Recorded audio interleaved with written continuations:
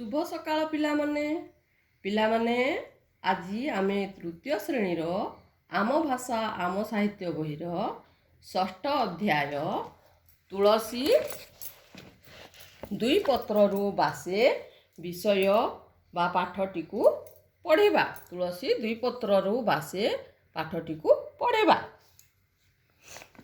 छोट अवस्थारू तुलसी गछर पत्र बासना हुए ओ ताकू हिंदू लोक माने देवता बोली पूजा करती। ठीक सेहीपरि बड़ हेले जो लोक विशिष्ट गुणर अधिकारी हुए पिलादिनरू तार प्रतिभा फुटी उठे। आस आज आमे जड़े महान ख्यातनामा पुरुष पठाणी सामंतों विषय पढ़ा। से छोट बेलू जना पड़ुथिले जे से बड़ हेले दिने बड़ मनुष्यटीए हेबे।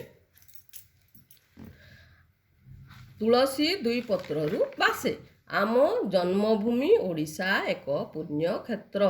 आम जन्मभूमि माने आमे जोठारे जन्म नेइछु। पुण्य क्षेत्र माने जोठारे सबु भल मंगल काम हुए। क्षेत्र माने स्थान। एही माटीर नयागढ़ जिला अंतर्गत खंडपड़ारे जड़े सुयोग्य संतान जन्म नहीं ओडिशा को महान करथिले।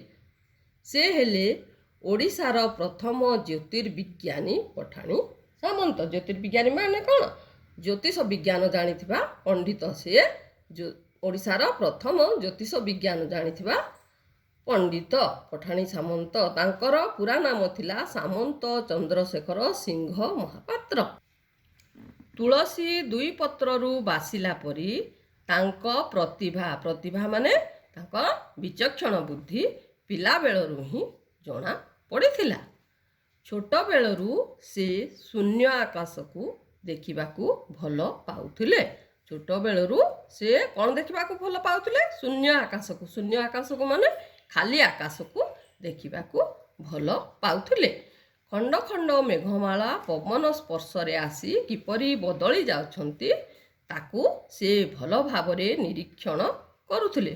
खंड खंड मेघमाला पवन स्पर्श रे माने पवन को छुई किपरि बदली जाउछंती ताकू से भल भावरे अनुध्यान निरीक्षण माने अनुध्यान करबा सठिक भावरे से देखुथिले। चाटशाली रे माने विद्यालय रे पढ़ुथिला बेले दल दल होई उड़ुथिबा पक्षी माननकु देखि आनंद रे उरुली उठुथिले।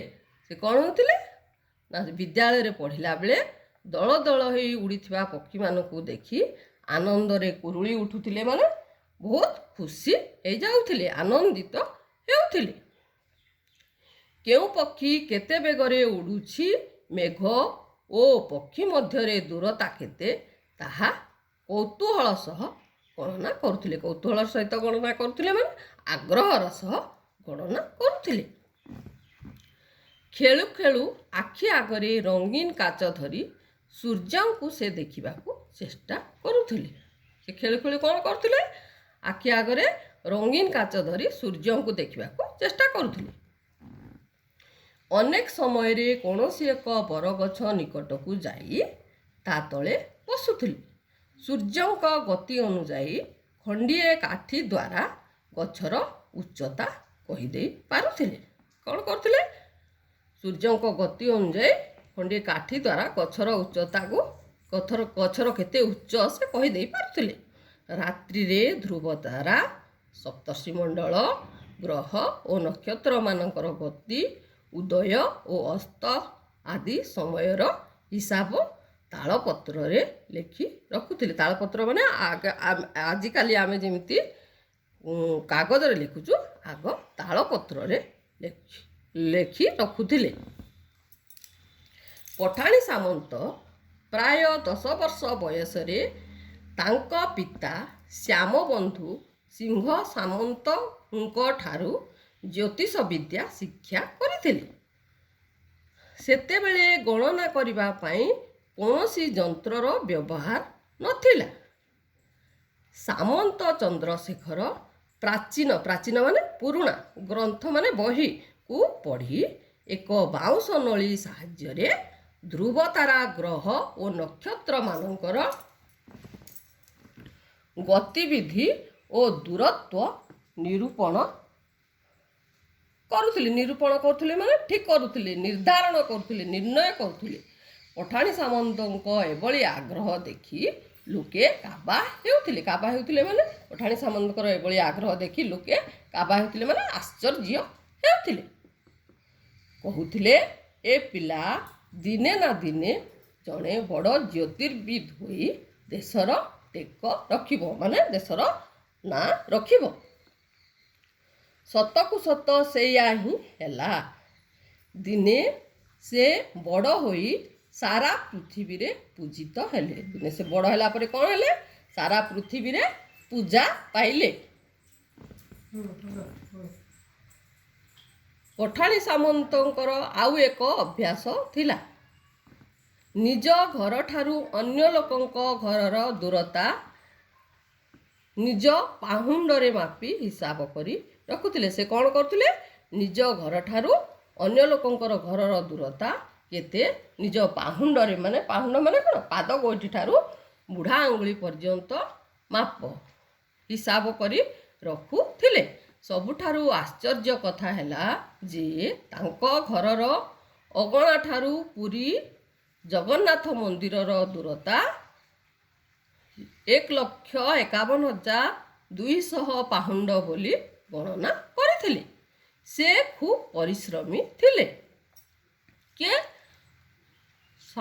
ପଠାଣି ସାମନ୍ତ ବହୁତ ପରିଶ୍ରମୀ ଥିଲେ।